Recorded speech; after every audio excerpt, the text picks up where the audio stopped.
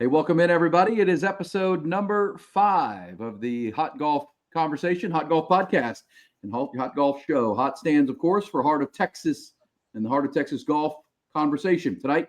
And each week, we'll focus on our weekly 19th hole golf chat about the latest happenings in golf right here in the heart of Texas, around the great state, and occasionally around the world as we get into the golf season. Our show emanates from the home base here in Austin, Texas. Of course, the heart of golf here in Texas. We'll explore the happenings on jam-packed courses all over Austin, the news pertaining to those golf courses all over Austin, and we'll get to the PGA Tour and the Live Tour and all that goes on. But a golf conversation about what's happening here in the 512 and a little bit beyond, 100 miles outside if we need to get there. I'm your number one T-Box host, Erin Hogan, also host of Game Time each weekday morning from 6 to 10 on 102.7 ESPN Austin. Hail and play out of the venerable Onion Creek Club here in South Austin. You see out the window there, that's the 13th hole, the 14th hole, par 3. Also, my playing partners again this week and every week. He also plays out of Onion Creek. He is our friend Charley Wilson, lives here in Onion Creek, also plays Onion Creek. He is the CEO and person in charge of the historic Callahan's General Store as well. Nearly 50 years as an Austin legend. And there's Steve Hammond, of course, from Austin City Golf, Municipal Golf in Austin, Texas for, more than 25 years now. He's PGA pro. And guys, how we doing? Did you guys have a good Thanksgiving? So great. We're just talking that I was able to see both my kids. I got to see my in-laws, got to see my brother and sister-in-law as well as their kids and my brother and sister. So I'm almost batted around the cycle. The only people I didn't see were my parents, but I'll see them soon. Yeah, same here. Wonderful, wonderful time this Thanksgiving. We were able to get some plenty of folks to the table. We had good food. We had fun. We watched some football. So all is well over here too. Yeah, I got to sleep in 4 days in a row. Good night. That never happens with a morning radio show. But at the same time, what time did you really wake up though? Did you still wake up at 4 in the morning? My brain was up by 5:30 or 6 o'clock, but that's even 2 hours later than I normally get up, so that's good. But golf is early hours, and so is morning radio, which is good. But yeah, faith and family and football and food and all the fun for 4 days, and now we're back. And hey, Steve, there was an event on Saturday night after the Texas game, or on the day of the Texas game, or Friday was Texas A&M in football, and then there was the Tito's Shorties Classic at Butler Pitch and Putt. You were telling me about that in our pregame chat. That sounds like a blast. That's pretty cool. Tell us what went on at Butler Pitch and Putt on Saturday. Oh man, it's a fantastic deal that sponsored by Tito's. That the group Pecan Grove Partners that operates Butler, that they put together. I think this is the third or fourth one. They get a few pros. They'll get 4 golf professionals out there that touring pros. This year was Jake Knapp, Ben Griffin, Keith Mitchell, and they threw a twist in there. They added Charley Hull in there, which is definitely a fan favorite amongst golf fans, especially on the LPGA Tour. She's a polarizing character and just fun to watch. They get out there and they have just different competitions. They do play a skins game. It's all for charity. I believe $500,000 went to charity before this thing was all said and done. But, pack in 1,000 people on that small 17-acre property to watch these 4, professional golfers butt heads on that little par 3. It's a great deal of fun because, those greens are not the speed that they're used to playing and putting. It throws a wrinkle at them, and it's just a great interactive event. Hardly a tournament, but a great interactive event. And they do such a good job down there at Butler, both on the daily play and their event planning. It's truly a pleasure to have in one of our golf courses. That's awesome. And we talked a lot about, and we'll get into this coming up, Lions Municipal and the Save Muny, but right in the heart of Austin, you've got Butler Pitch and Putt and Lions Municipal. They're part of the City of Austin golf courses. And what did you tell us in one of our previous episodes? Butler does 150 rounds, 150,000 rounds. 100,000. They'll do 100,000 recorded starts a year almost. Maybe not quite that many, but over 92, but probably between 92 and 100, just depending on what the year is. That doesn't even. What's that? Doesn't even count the people who sneak on, right? Doesn't even count people who get waved on or whatever. But it is the greatest non-traditional golf environment in the United States. Best thing I've ever been around. It's both yet old but refurbished and historic. I've been in business since the 50s. It's unbelievable. If you haven't ever had an opportunity to go to Butler, go break off $15 and play that thing and have a beer. It is there are three different stops on that golf course where you can find a beverage. So you don't walk away thirsty. It's only 9 holes too. That's pretty good ratio. I know, isn't that great? I love that. Well, and that's to your stuff, because you weren't able to join us last week, Steve, when we talked to Scotty Sayers on our last episode about Save Muny, and obviously that's a good launch point. But that whole Butler pitch and putt, where the city of Austin meets the corporations and corporate to keep that thing and refurbish that and make it a gem. It's been there, as you said, since the 50s. But that investment and keeping that thing and adding all the things that they've done to make it that event space is really cool. And obviously that's the same thing we talked about with Scotty about Lions and saving Lions and making Lions permanent. And there's great corporate city partnerships that can happen that can accomplish the same thing right down the road there down Lake Austin. And that's what we do as city operators. We evaluate each of our properties and determine, can we operate this as a city entity, or do we need to farm this out and have somebody private operate this and pay us a concession fee or a management fee?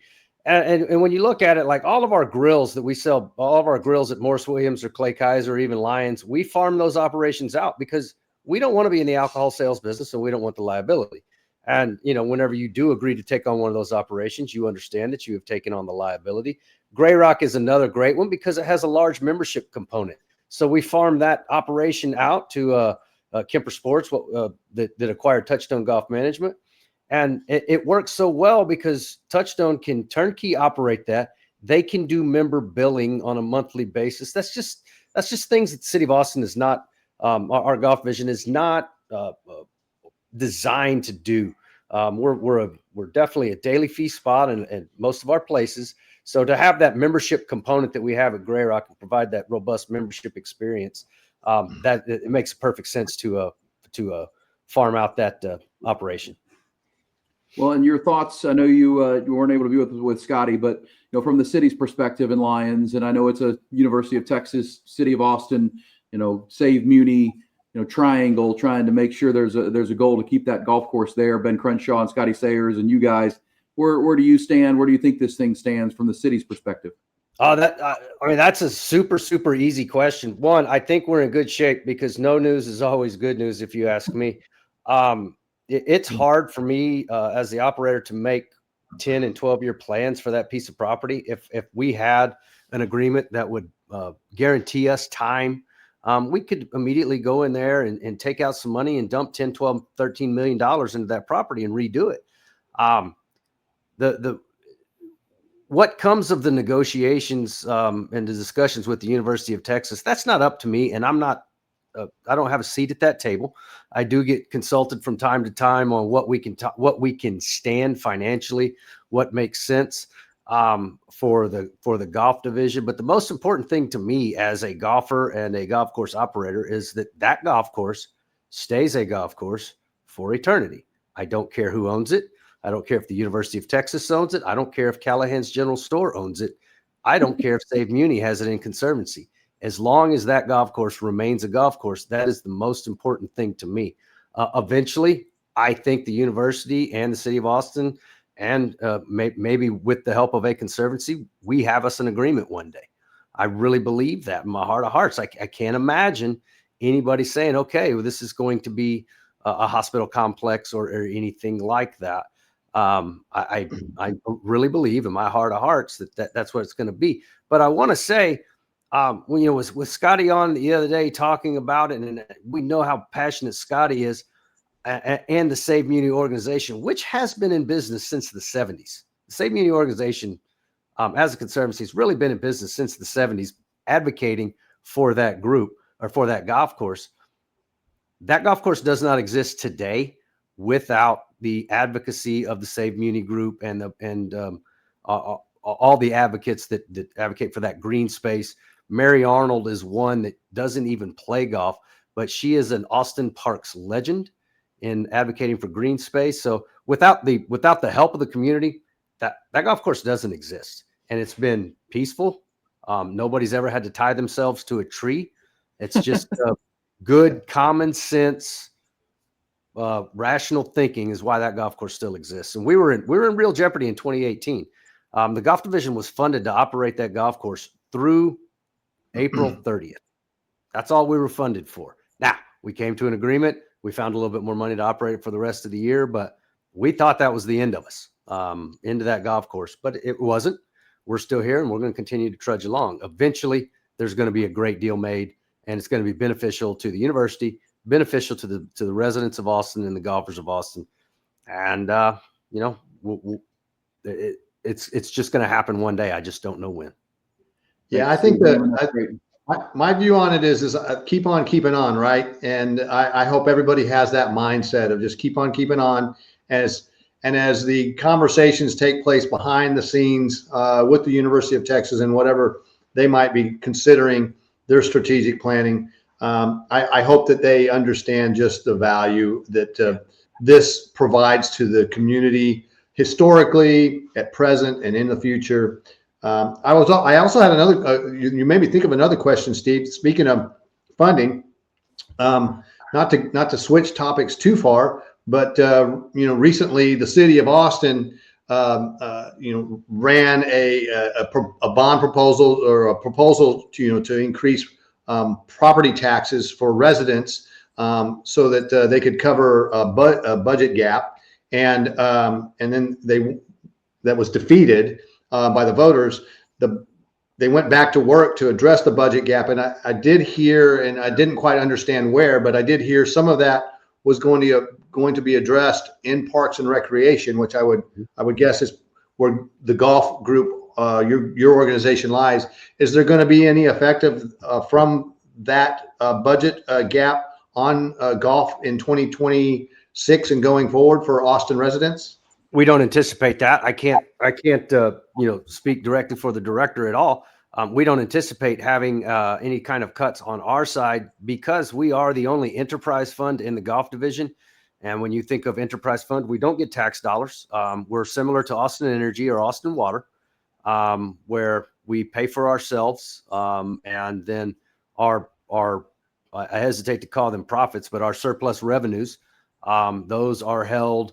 And you got to remember that several of our golf courses are in floodplains, and whenever it floods, it's expensive. So we need to have money in the bank to one, improve our infrastructure, but two, repair our infrastructure in the event that we do have a significant weather event, like we had at Morris Williams. We had an event at Morris Williams at the end of May where a windstorm came through there, snapped our nets in half, closed us down for 13 days because it put so many trees on the golf course.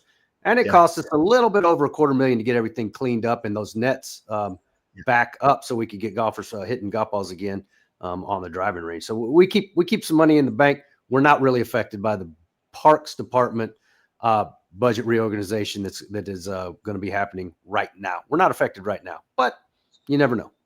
So in sports parlance, you guys are like the football programs of athletic departments. You're self-sustaining and pay for yourselves, and then you have to have something set aside for a rainy day, right?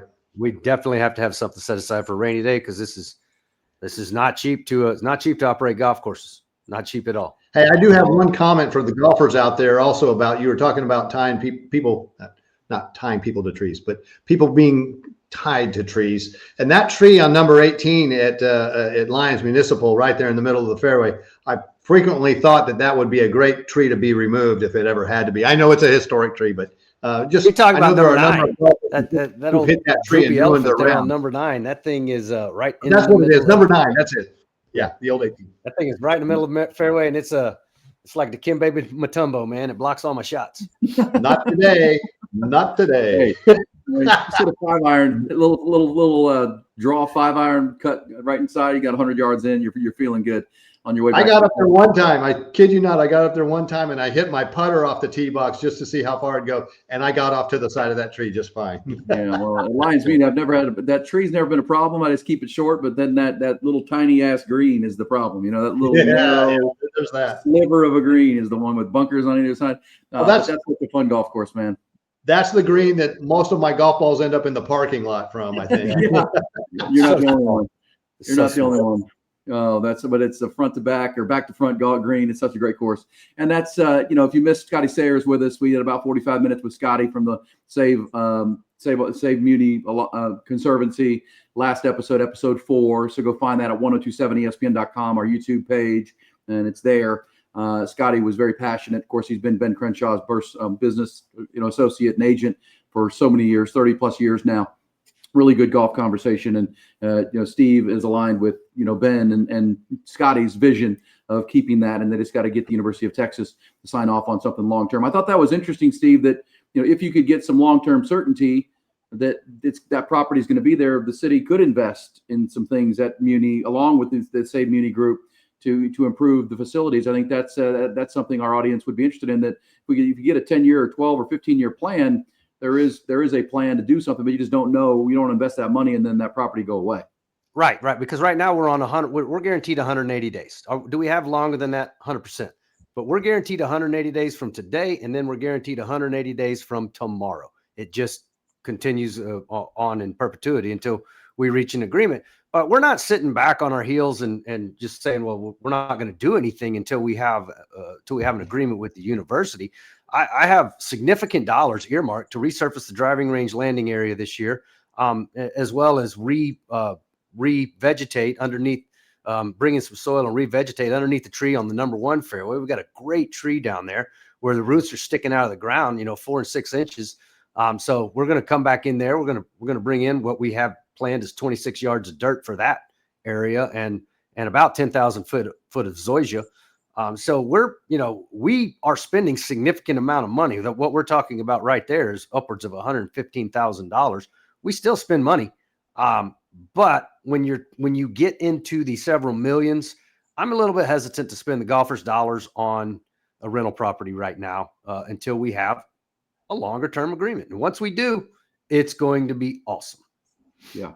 Well, that's great. That's the kind of insight here on the Hot Golf Podcast, episode 5. We're looking for the golfers of Austin. And coming up before we're done here on this episode, there was a sale that we talked about way back in previous episode 1 and 2 about some of the daily fee courses in Austin being sold. They've been sold, and apparently there's some turbulence within that sale for the golfers, which is always our goal, is to provide information for the golfers out there. And we'll get into that from the business of golf conversation. But Charley, in pop topic 2, I wanted to double back on our episode 3 conversation with John Sosa and the under 13 juniors from Austin, who we had a great conversation with, the former Longhorn All-American, and grew up playing junior golf with Phil Mickelson and Jim Furyk. And that was a great conversation 2 episodes ago with John Sosa. And he took a group of all-star under 13-year-old golfers from Austin, different areas of town. There's one playing out of Shadow Glen. There's ones from West Austin and North Austin. And they went up and played in the Metroplex in the under 13 national championship, the PGA of America. And we're having a good run. And then Mother Nature, kind of derailed what could have been something even greater. But give us the update on what went on there a couple of weeks ago with the under 13s. Yeah, so the headline, I think, is that our kids here from the Austin area who were representing Texas in that national PGA Junior National Team event.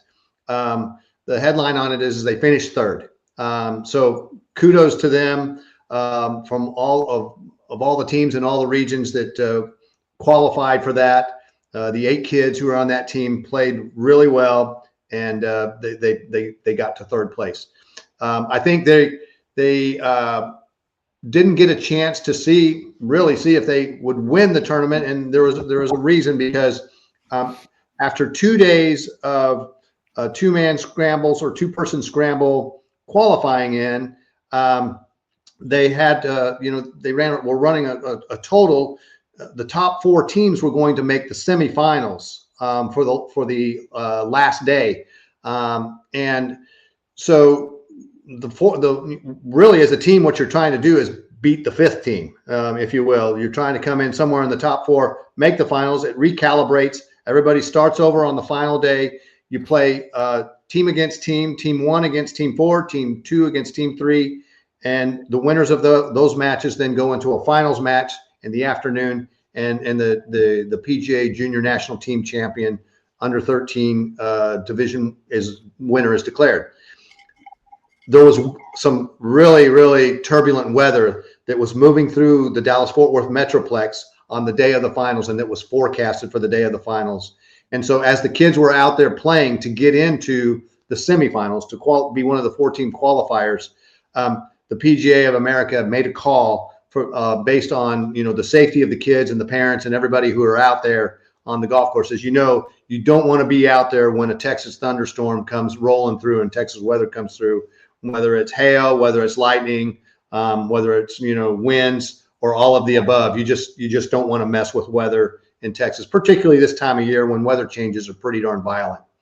And so the PGA of America made a call to take, of those 4 teams that made the finals, of which Team Texas was one of them. I believe Team North Carolina was one, Team California was one, and Team Ohio was one.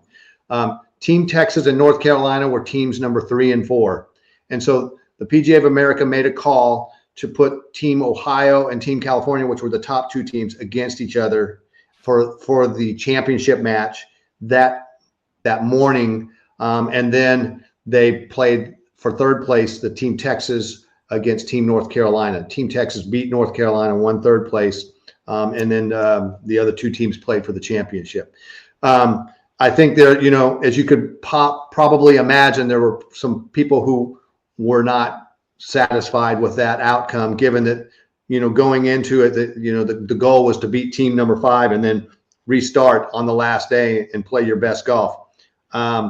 So, I certainly empathize with the parents and the kids and the group and the coaches who were involved in that. On the other hand, the tournament was, and the event was televised on ESPN. These kids got great exposure over 2 days, 2.5, 3 days. They went through interviews, pre-tournament interviews with ESPN talent. So they got a on the job, if you will, as young kids, training of how to conduct yourself in an interview on television. They certainly were treated to, I'm sure, the comforts of great lodging and the wonderful comforts of the tournament. I understand it was a first-class event from that standpoint too. So I think all the positives that go into it, that are baked into it for all of the kids that get to participate in it, I think our Team Texas kids certainly benefited from those things. They might be a little disappointed that they didn't get to play for the title, but at the same time, they deserve big congratulations and John Sosa's job of facilitating that, because these are 8 kids who are, coached by other pros. They're individuals. Their parents are involved in their, families and whatnot. It's not easy, kind of hurting all of that, if you will, and making that happen. And so for those guys to get to the finals and then, to come home with a flag that shows that they were third place winners in that, I think it is a very commendable accomplishment for them. And I hope that they carry forward all of the experiences that they got from that week going forward in the rest of their golf lives, personal lives, professional lives, whatever they do, for the rest of their lives. These kids, I'm sure, will benefit from that too. Whenever I hear that the PGA of America had to make these decisions, I know where they come from. We've been operating tournaments for ever, and what they're doing is they're looking at, okay, dark time is at 6 o'clock. We have 6 hours to play this event. They work backwards. What can we get accomplished?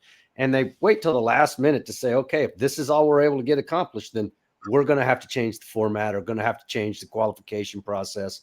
I'm glad that they let the 1 and 2s play each other, the 3 and 4s play each other, rather than take the top 4 seeds and flip coins, because the 1 could have easily been a 4, you know what I mean? So they at least took the performance that those kids had in the first qualifying rounds and used that as a basis for their rationale. I hate that they had to make those decisions, because it's so difficult, and everybody's not going to be happy. Those families spend a significant amount of time and money, and they want their shot. But tough decisions have to be made, and it's just the pit sometimes. Yeah, well, and we know golf as a game and as a competition, as John Sosa has told us, Scotty Sayers, very well, Steve, it teaches you lessons. And sometimes from the great, one of my favorite movies, Bull Durham, sometimes you win, sometimes you lose, sometimes it rains. What are you going to do? And you don't have the course the next day, so we can't, move it into the following day. So that's unfortunate. But third place out of 8, how many teams are up there, Charlie? There was I don't quite recall. I know I believe there were 8 teams. So 64 8 qualifiers. Mhm. 8 qualifiers. Yeah, that's awesome. The step one when you're putting together a plan to do all this. Step one, let's keep everybody alive, and that kind of when you talk about the thunderstorms that come through the DFW area, they are not to be toyed with. So if you can check that box, and get everybody out of there alive, you've run a successful event most of the time. Yeah. Well, and those young guys, we went through them with Coach Sosa a couple of episodes ago, and I know Dawson Dial is a kinfolk of you, Charley Wilson, and there's what was it? Well, what's the kid from East out at Shadow Glen that's got the great name? Texas Terry. Terry. That's his real name. That's so ironically, Dawson and Texas were paired together in the qualifying rounds, and so they're playing 2-man scrambles, to qualify in, and they held their own. If I could, my guess is that again, some of the kids probably were mildly disappointed, and then moved on. Like you said, Steve, you have parents, grandparents, family members who spent money, bought hotel rooms, did all that, and they were certainly hoping that that their kids would have a chance to hoist that trophy. I know there's disappointment in that. Golf is not only hard when you're playing it, but it's in humbling. But there's also lessons in golf, as you said, Erin, that humble you in other ways, and certainly you can take forward in life. Yeah, no question, because we don't always get our way the way we want it to be. Mother Nature steps in a lot of times, and that's for sure. And safety is the primary measure of that. And I'm sure those young guys and those young ladies too on the junior side, Steve, you'll see all them in the future go around in high school there at Clay Kaiser and Mo Willie on that playing state tournaments out there, right? Absolutely. We'll see several of those kids come through. And that's whenever I decide to walk away from this gig I got going on, the thing I'm going to miss the most is the junior competition and the state high school golf competitions. And whenever I reflect on what I've been a part of with those state high school competitions, it's quite humbling with what we've had walk through the halls. But at the same time of draping a gold medal across Jordan Spieth's neck, quite frankly, it means more to the kids from the Happy Texas and the Happy Cowboys. It means the world to them. Jordan Spieth's won everything, but those kids from Happy, they're just happy to be number one in the state in Class 1A. Absolutely. Well, I'll give you this opportunity here. About 30 minutes into episode 5, you want to tell your Jordan Spieth story from being out at Clay Kaiser when he was in high school and a rising star. Yeah, I'm going to tell you the Cliff Notes version. Jordan Spieth was a freshman, and we heard there's this good freshman from Dallas Jesuit there. We didn't care, but he's a freshman. One of my guys. This part I might be making up, but one of my guys tells Jordan's group on the 3rd hole, which is their 14th, I think, of the day, and says, "Hey guys, y'all are running a little bit behind," and all 3 of the kids were less than respectful, I would guess. And anyway, we go about our business. We're kind of used to that sometimes. But what happens on the 4th hole is it's Jordan Spieth and Alex Moon. And this has been reported in Sports Illustrated and PGA Tour video as well, PGA Tour news as well, because they've recounted this story. But what happened is Alex and Jordan are in the 4th fairway, and Jordan's a little bit behind Alex. Wind's blowing, and Jordan roasts a 3-wood. And he looks, it's par 5, and he looks over at Alex and he says, "You better hit that hard." And my guy is sitting right there, and he's a rules official. And I know Jordan said that in rhetoric, but rules don't cover rhetoric. They don't cover sarcasm. They don't cover. He said, "What did you just say to him?" And Spieth said, "I was kidding with him. I told him to hit it hard." And my guy goes, "It kind of sounds like you just gave him advice. We're going to go ahead and have to add 2 on that right there." Oh boy! In front of everybody, my guy's right there. My guy is applying the rules. He's applying the rules. He's trained to apply the rules. Once again, they don't cover sarcasm. The rules don't cover rhetoric, and that's what I had to explain to the coach in a 45-minute discussion after the round was over. I'm like, "Hey man, did he tell the kid that he needed to hit the club hard?" She said, "Yeah." I go, that constitutes advice in every way. So just like you could easily not call a touch foul, you could also call a touch foul too if you wanted to. And that's what happened. And that story is, I've read it in two different places. One of them was SI.com. It's a great story. That's great. Hey, the rules of golf, Charlie. That's why golf's a 4-letter word, right? Indeed. The rules of golf, the gentleman's game or the gentlewomen's game, the gentleperson's game, as we go. All right, we're going to get into some of the dates because we're into the final month of 2025 now, 2026. We'll pay tribute. Steve will run down some of the City of Austin golf winners and the dates of 2026 events for you guys out there and ladies out there that want to get into these events and play City of Austin golf. But, you've been telling us here on our episodes on the Hot Golf Conversation and Podcast, Steve, about the business of golf. And we've had many conversations. We had it with Scotty Sayers last week as well about the lack of daily fee courses as Austin grows. It's harder and harder to get on a round of golf. And that's why we were so passionate about the Lions Muny. We need that course to stay there with the rounds that it provides for daily fee golfers in Austin and Central Texas.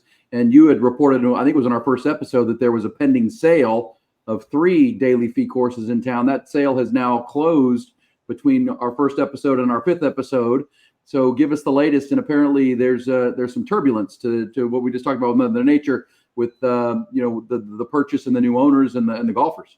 Yeah, I'm pretty active on Facebook and trying to follow what's going on, and of course I'm active in other golf courses in the industry, and so it was an $80 million sale between Falcon Head, Avery, and Terra Vista. That's a significant amount of money, and it was bought by a Korean both investment and construction firm called Handlime Construction, and they're started in the 80s.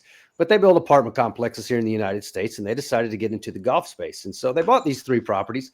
These 3 properties combined right now, they're reporting $20 million a year on what those 3 can bring in. And I can easily see that, but nobody really knew what to expect. And they have a what they call a chairman, and he has an assistant here. And that's all of the front-facing stuff they have here in the United States tied to the Korean office. But they're making some changes in their membership structure. The membership structure has gone up. They had a bronze level membership that was a little bit more affordable. That has gone away. Their daily fees on the week, their daily fee courses on the weekends are in the 150s. That's exactly what I don't want to happen for the golfer. It doesn't affect me. You want to charge $150? That's fine. That doesn't affect our properties, because we're so much cheaper than that. We're going to be a lot of people's first choice based on economics alone. So I hate to see those. I hate to see those $150 rates to play golf. I mean, think about if you and your boy want to go play golf for the weekend, $300. That's a lot of money. You and your son just want to go play a little bit of golf. So that's the first drawback. But we're getting inquiries from a lot of their staff to see if we have any open spots because paychecks aren't coming in. Money that is owed to the employees that's not quite showing up in the bank accounts on a consistent basis like it has been. I don't know if that's an effort from Handline to just say, hey, take it or leave it. I'm certain there's some labor laws that are being violated if you're not paying people. So I don't know how this thing is going to shake out. It's very concerning to me. I do not want those groups to turn into a strictly membership-based golf course. I do know, I have significant suspicions. When you have 2 gentlemen dressed up in suits that are speaking Korean walking around with Grey Rock Golf Course, the golf shop area, I think they're trying to get ideas, to be honest with you. But we had 2 gentlemen, Korean speaking, both in nice suits, walking around Grey Rock, and didn't ask to talk to anybody.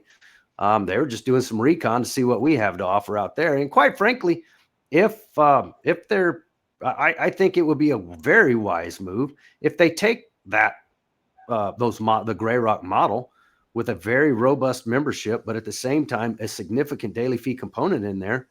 I think that's a great model, and I think it could be very successful with those 3 properties. But based on what I'm hearing online, just the online discussions, things are not going well. but they do have plans to cover all of their driving range bays. They do have some capital plans that are lined out. Looking at new cart fleets, GPSing the golf carts, and just pretty basic stuff. But it's gonna be weird to see how this thing shakes out. I'm not encouraged by the initial discussions I've had with some of their employees. So I hope it benefits the Austin golfer, and that's all I really care about is the Austin golfer and of course the golf professionals and folks that work in those properties.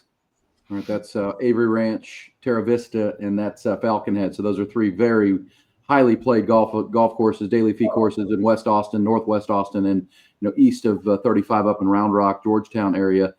They get a lot of play, and that's what we don't need, Charlie, is a further diminishing of opportunities to play golf in Central Texas. There's already not enough. No, we talk, and we will continue to talk on this program about our desire to grow the game, or do a part to have conversations that help grow the game. And if you're going to really kind of eliminate or kind of shrink down the people who will come out to play, you aren't kind of, I mean, not that we get to dictate to these folks, their bottom lines about how they're going to grow the game. Maybe they have another idea and they have an answer. They're just kind of looking for answers to it. What's being built right now, that's not for us. The three of us that play significant amount of golf, that's not for us. The Laura Lomas across the street from Lake Cliff, the Rich Man's Playground out in Luling, the Travis Club on Lake Travis, even the Driftwood Club that opened up 3 years ago, those are not for us. That's the hospitality industry. It's not the golf industry. Right. And that it's really concerning that these golf courses are going, but nobody can afford to play them. Yeah. Hard to grow the game when you're not really welcome through a green fee that makes your brain hurt. And yet at the same time, maybe they're trying to. We've seen this before, and I'm sure you have before as well, Steve. You've seen some of these folks try to create a little bit higher end exclusivity, maybe a more concierge product or whatever it might be. I don't want to tread into dangerous territory here, but I'm envisioning these guys showing up just like Rodney Dangerfield's guest in Caddyshack. Hey, don't take a picture of that. It's a parking lot. So, but these guys, I'm sure they have an idea, and I haven't been out to those properties in quite a while. I don't know if there's any more real estate development opportunity for them in those areas. You do see that when I was up in North Texas. You do see a lot of that apartment complex around the golf courses, and I don't know if that's in play or not at these properties. You could see that at Plum Creek. Apartments started popping up there like mushrooms, especially along the 16th fairway. I mean, in the 18th fairway. So I don't know what kind of space there is, but I do know here in Austin you can fit a lot of units in a pretty small space. They're making it work. I remember used to live in Plum Creek, and the driving range I kind of learned to play golf on is now an apartment complex. They're just to the north of the 18th fairway, and that's now a full apartment complex. That was the driving range and practice facility back when I was there, and that's the way that goes. But yeah, that's unfortunate to hear. Hopefully they get that figured out. And if you're out there and your rates have gone up at Avery Ranch or Terra Vista, reach out to us. Let us know. You can find me at Erin Hogan on at 1027ESPN.com. Steve Hammond, of course, with the City of Austin. Charlie Wilson over at Callahan's General Store. I think you're Charlie at CallahansGS.com is your email. Correct. Let us know. We'll keep an eye on that conversation. That's what we talk about here on this conversation weekly or as we drop episodes. The interesting conversation surrounding Austin golf and the heart of Texas golf scene. With that in mind, Steve, you have a rundown of the winners of all the big city events in Austin in 2026 or 2025, and then what's to come in 2026 for folks who want to get out and compete and play great competitive golf in Austin. We had a great year. We have a handful of offerings for a little bit of everyone. We started this last year with our spring championship that was held at the Clay Kaiser, and Hudson Ross won that. Just a wonderful kid.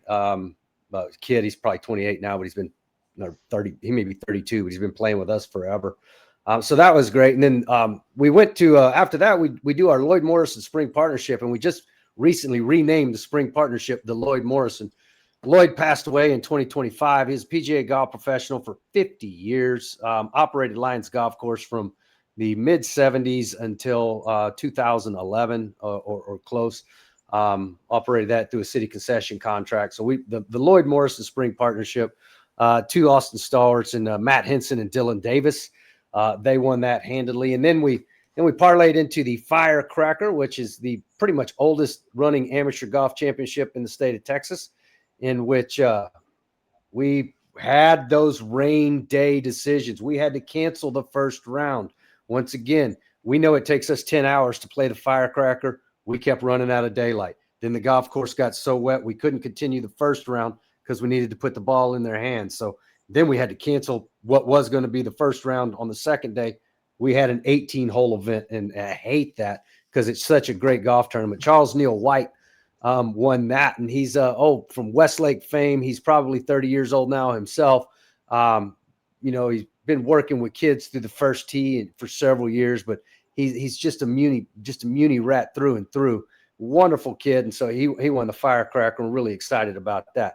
Then we have another Muny rat who came up through our programs, through our junior golf academy and our city golf tournaments back when we had that great schedule. Jack Sersasimo, who is a Firecracker winner as well, won the city championship in 3 days. And the thing I love about Jack is he is a Muny rat. Shirts untucked, tattoo down the right leg. I mean, just he's here to have a good time. And if you don't think he won't whip your ass, he will. And he does.